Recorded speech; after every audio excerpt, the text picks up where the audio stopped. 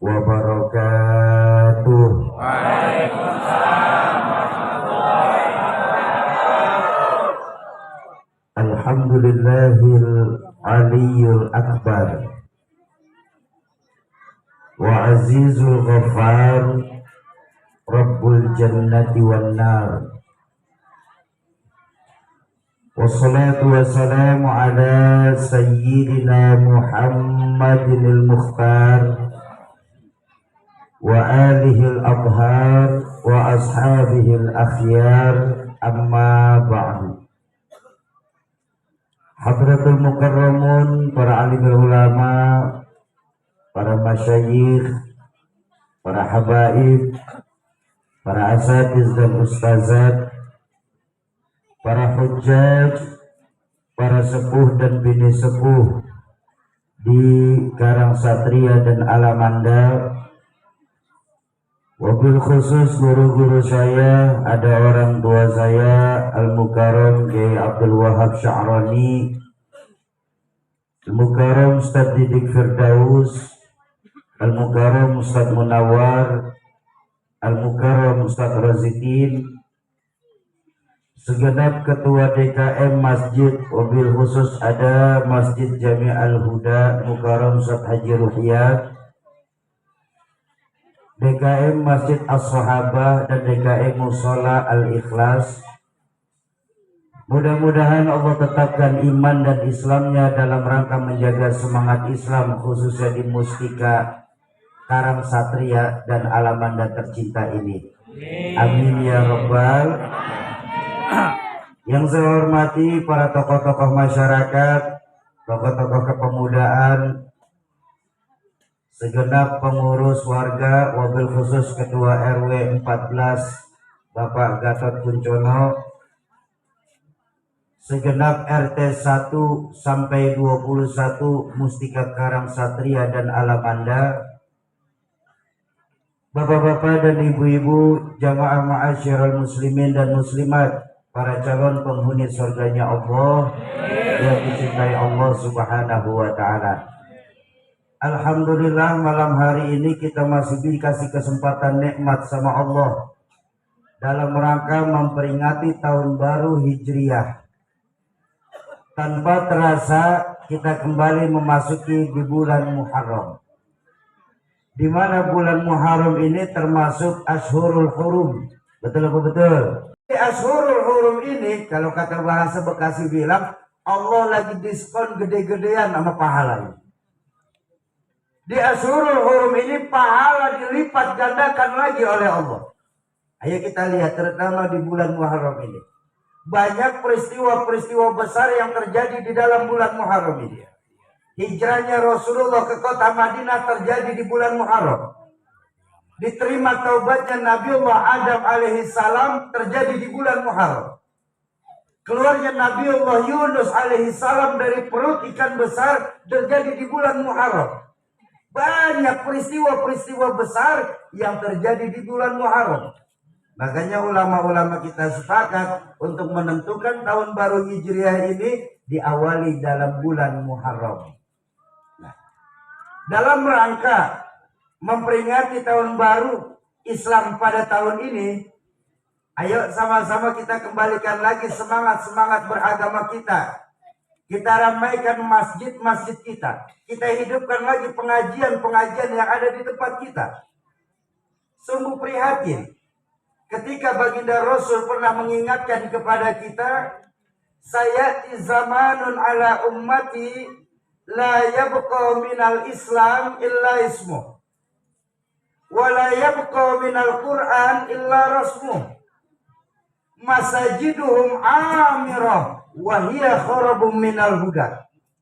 Akan datang nanti zamannya di tengah-tengah umatku ini, kata baginda Nabi dalam hadis, di mana saat itu Islam hanya dikenal sebatas cerita, Quran hanya dikenal sebatas tulisan, dan saat itu masjid-masjid bagus, musola megah-megah, tapi kosong dari pancaran sinar hidayahnya Allah.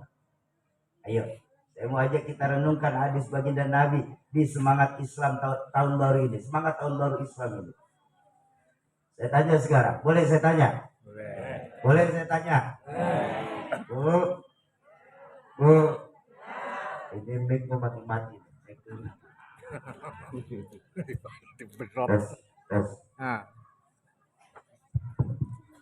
tes,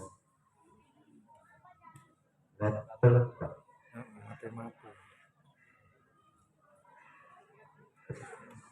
Tes.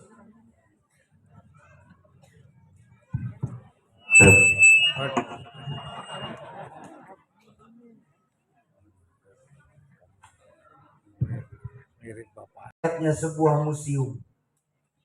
Tahu museum? Ya. Tempat penyimpanan barang-barang antik. Yang ngisi masjid sama musola kita sekarang rata-rata 50 tahun ke atas, Bang. Barang antik udah akhiran. Sementara anak-anak mudanya kemana? Oh, pinggir jalan loh, di depan komplek dari cabai-cabean. Ngamprak, Bang, mau sampai arah Cikarang tuh, tenda biru ya. Ada yang 2,5, 300 sono. Hafal aja. Langganan barangkali aja. Nah, ini dia nih. Saya dulu, saya cerita dulu ya. Bukan langganan, Bu. Bukan langganan. Maaf Pak. Karena pernah dia. Satu malam saya selesai acara dari arah Cikarang Rana. Bareng sama orang tua saya, Kiai Wahab. Pas mau nganterin beliau ke sini, lagi anak-anak jalan tuh, yang depan mall, disetopin sama perempuan. Stop. Saya tanya sama Kiai, gimana nih? Udah berhenti Ji.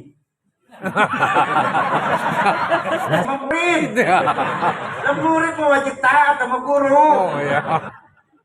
Ya, guru nyuruh berhenti, minggir. Buka jendela. Apa Neng? Bang, ya. Mau open BO kan? Tawanya kenceng lanang ya.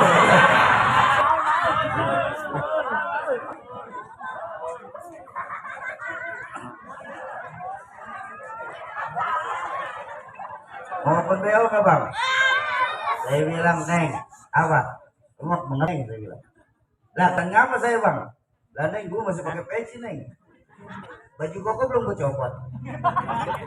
Lah saya jalan sama guru saya bilang. Saya jalan sama guru saya Neng. Jelek-jelek mah orang saya katanya hanya Ustadz. Masa Ustadz tuh tawarin open BO banget dibalikin omongan saya. Apa kata tuh perempuan tuh di depan mall? Iya Bang, saya tahu Abang Ustadz. Hanya saya mau kasih diskon.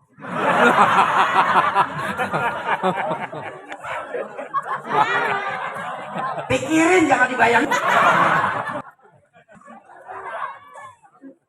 Lihat sekarang fungsi masjid dan musola yang ada Pak. Banyak dari kita di Bekasi ini menjadikan masjid sebatas ibadah saja. Padahal baginda mengajarkan masjid sebagai pusat kegiatan umat. Betul apa betul? Di masjidlah Rasulullah menghidupkan sholat berjamaah. Masjid pula lah Rasulullah mengajar pengajaran. Di masjid pula Rasulullah mengatur politik negara. Di masjid pula baginda Nabi mengatur strategi militer. Di masjid menjadikan pusat kegiatan umat. Makanya baginda Nabi mengajarkan bahwa umat Islam dengan masjid laksanakan sama air. Betul? Ada nggak ikan yang bisa sama air? Ada, mau mati. Memang kita orang Bekasi udah dari masjid, jiwanya yang mati. Kalau kita di Karangsatria jiwanya sudah mati, maaf saya berani bicara. Jadilah kita bangsa yang berjalan-jalan di atas permukaan bumi Allah ini. Inna lillahi wa inna ilaihi. Makanya saya bangga begitunya saya ngelihat kita punya Masjid Jami Al-Huda nih. Allah alhamdulillah. Insyaallah. Masjid kita bagus. Alhamdulillah. Kegiatan beragamanya kan juga jalan. Pengajian, ada majelis taklim anak muda betul. Kegiatan Muharram ada, Maulid ada, Mi'raj ada. Alhamdulillah. Tadi kata ketua DKM ngomong sama saya tapi alhamdulillah Al-Huda ini sholat berjamaah selalu penuh. terutama subuh. Ya saya subuh sering lewat sini kok. Kalau udah subuh di Al-Huda penuh sampai keluar-luar, nggak ada yang masuk.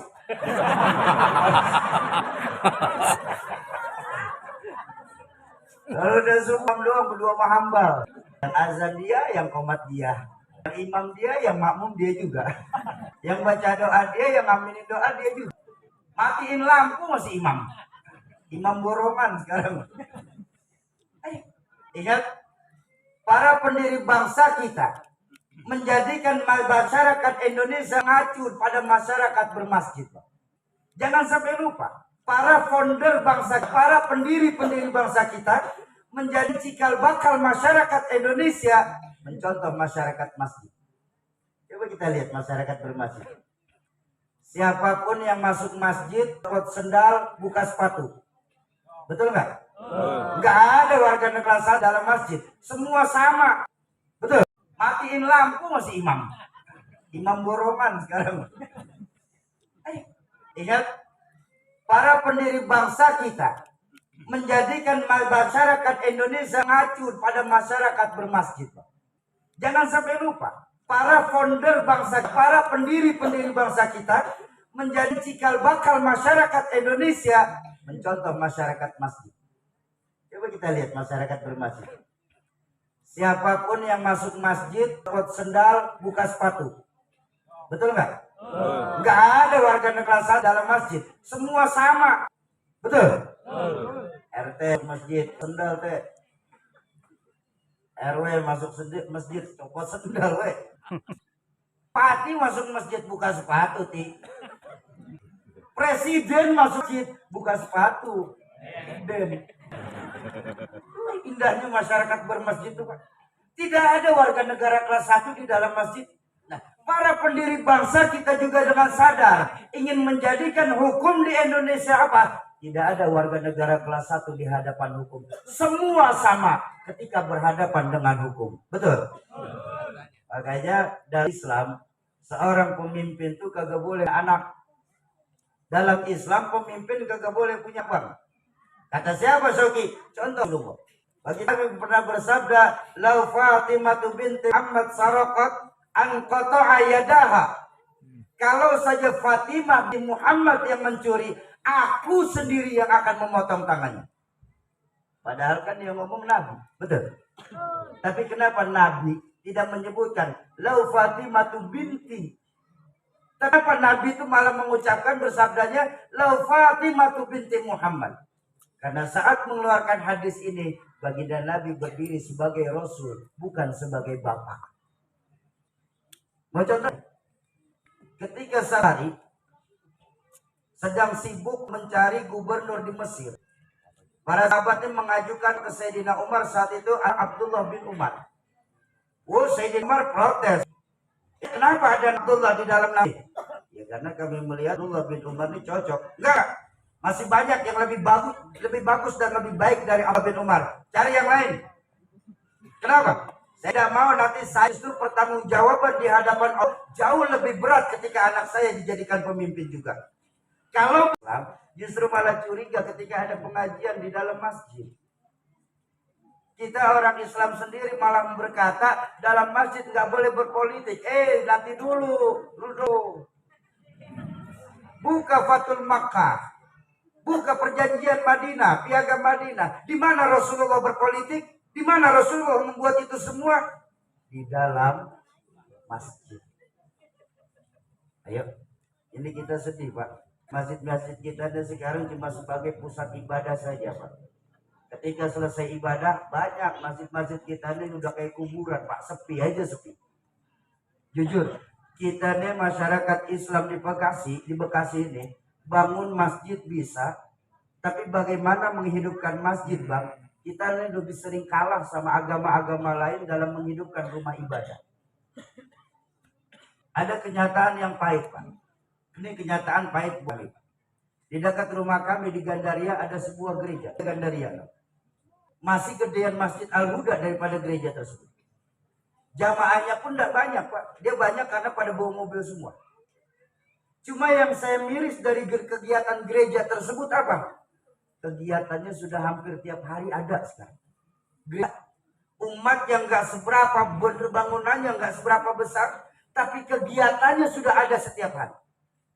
Senin kebaktian bapak-bapak, Rabu kebaktian ibu-ibu, Jumat kebaktian anak-anak muda, Sabtu Minggu kebaktian umum, gereja yang jamaatnya tidak seberapa banyak. Masjid-masjid kita di Bekasi masih ada, Pak. Masjid Jumat jam 9 pagi buka, Jumat jam 2 siang tutup, buka lagi Jumat depan. Abah-abah yang isiin, Pak. Kosong dari pancaran sinar hidayah masjid-masjid kita sekarang. Padahal Imam Syafi'i radhiyallahu anhu ketika hendak masuk ke dalam satu kampung, yang beliau lihat cuma 2 dari kampung tersebut. Beliau nggak ngeliat macam-macam, Pak. Beliau nggak ngeliat penduduknya bagaimana, beliau nggak ngeliat rumah sekitarnya bagaimana. Yang beliau lihat cuma 2 ketika masuk ke dalam satu kampung. Apa? Masjid lebih bagus dari rumah sekitar, dan anak-anak kecil masih mau menghidupkan masjid. Ketika Imam Syafi'i datang satu kampung melihat 2 perkara ini, hatinya gembira banget. Kenapa? Islam masih bakal lama di kampung kita. Ayo, maaf nih saya tanya nih. Kita bicara jujur. Maaf ya, Ibu Abah ya. Masa minta maaf sebelumnya. Jujur, maaf ya, Ibu Abah ya. Masa minta maaf sebelumnya. Kenapa yang kelahiran tahun 79 sampai awal 90 jarang sekali yang mau masuk ke dalam masjid? Rata-rata yang masuk ke masjid itu di tahun 60 sampai 80. Atau kalaupun anak-anak mudanya tahun 2000 sampai tahun 2015. Yang kita kehilangan satu generasi, Pak. Tahun 79 sampai 90 awal. Kenapa jarang masuk masjid? Karena pernah trauma, Pak. Trauma bagaimana? Begitu masuk masjid bercanda sama kawan, jadi dimarahin sama merbot masjid. Makanya saya sering pesan ya, kalau di sini ada ketua-ketua DKM masjid maupun musola di luar Al-Huda, saya mau pesan, biarin anak-anak main di dalam masjid. Soki, kan ngeganggu waktu sholat, Soki. Maaf, Pak. Ngeganggu khusyuan sholat, Soki. Yang diperintahkan dalam Al-Quran itu wa aqimus sholah, bukan wahsya'us sholah. Betul? Kekhusyuan sholat itu, Pak, nggak akan pernah bisa didapat dari sholat fardu. Bahkan sekelas Sayyidina Ali karamallahu wajhah, ketika pernah ditantang sama Nabi, Ali, sholatmu khusyuk apa tidak? Allah khusyuk ya Rasulullah. Ya sudah, ayo silakan sholat sunnah. Saya pengen tahu sholat sunnahmu khusyuk nggak? Kalau benar kau bisa khusyuk, saya akan kasih sholat salah satunya buat sholat Sayyidina Ali sholat. Baru selesai salam, langsung ditanya sama Nabi. Ali, ya, kau mau yang hijau apa yang merah ya Ali? Saya mau yang merah aja ya Rasulullah. Ali, kau belum khusyuk dalam sholatmu Ali. Kenapa? Begitu salam saya tanya kau langsung bisa. Saat kau sholat sudah mikir, sorban Rasul cuma 2. Yang merah dan yang hijau. Mendingan saya ambil merah saja. Sekelas Sayyidina Ali saja, Pak, tidak khusyuk dalam sholat. Rasulullah Shallallahu Alaihi Wasallam saat menjadi sholat fardu, saat sujud baginda Nabi, pundaknya dinaikin oleh 2 cucu tercintanya, Sayyidina Hasan dan Husain. Apa Rasulullah marah saat itu? Enggak. Beliau tunggu cucunya sampai turun dari pundaknya. Selesai beliau lanjutkan lagi. Sholat berjamaah, sahabat nanya, ya Rasulullah tadi sujud lama benar, apa malaikat Jibril turun ngasih wahyu? Sorban Rasul cuma 2, yang merah dan yang hijau. Mendingan saya ambil merah saja. Sekelas Sayyidina Ali saja, Pak, tidak khusyuk dalam sholat. Rasulullah Shallallahu Alaihi Wasallam saat menjadi sholat fardu, saat sujud baginda Nabi, pundaknya dinaikin oleh 2 cucu tercintanya, Sayyidina Hasan dan Husain. Apa Rasulullah marah saat itu? Enggak. Beliau tunggu cucunya sampai turun dari pundaknya. Selesai beliau lanjutkan lagi. Sholat berjamaah, sahabat nanya, ya Rasulullah tadi sujud lama benar, apa malaikat Jibril turun ngasih wahyu? Enggak, cucunya ada di pundak. Nabi aja nggak marah. Nabi saja memberikan. Kenapa? Memang anak-anak kecil kita lagi tugasnya bercanda. Biar mereka menemukan ketenangan dulu, kesenangan dulu di dalam masjid. Biarkan mereka senang di masjid. Setelah mereka sudah senang masuk masjid, baru kita arahin. Bukan kita marahin anak-anak kecil kita. Ya, tapi kan mengganggu sholat. Itulah sebabnya Rasulullah menghidupkan sholat sunnah. Ada qobliyah, ada ba'diyah. Supaya apa? Supaya pikiran-pikiran jahat, pikiran-pikiran jelek, jangan di sholat sunnah qobliyah, bukan di sholat fardu.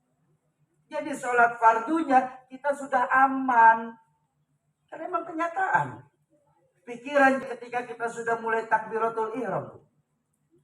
Allahu Akbar. Ya Allah, duit saya di atas laci itu belum berapa tahun. Ini orang Kebayoran, ini masalah orang Kebayoran begitu ya. Ini masalah Kebayoran. Di Bekasi mah sama. Emang bener. Satu hari pulang sholat teman saya ditanya, Bapak lu, apa malu? Itu duit apa itu di atas lemari? Oh itu duit sial. Kok bisa duit sial dibawa pulang? Iya sial dibawa umpetin lawan juga malu.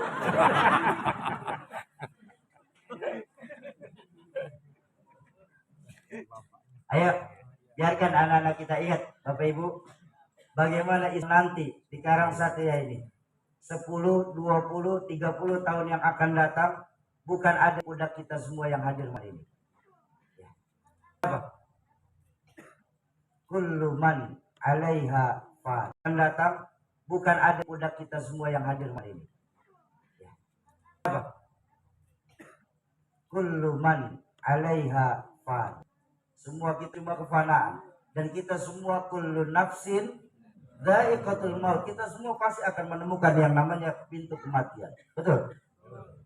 Permasalahannya adalah bagaimana setelah kita nanti sudah meninggal dunia. Bagaimana Islam nanti? Allah tidak menghapus Islam dari dunia. Benar, setuju saya. Tapi jangan sampai lupa, tidak ada satupun janji Allah. Tidak ada satupun jaminan dari baginda Rasul. Islam masih akan ada di Karangsatria. Islam masih akan ada di Bekasi Timur kalau generasi-generasi mudanya sudah tidak mau lagi masuk ke dalam masjid. Ayo didik adik-adik saya. Tanamkan kembali nilai-nilai agama semenjak dini dalam rumah tangga kita. Bukankah baginda Nabi mengajarkan al-baitu madrasatul ula?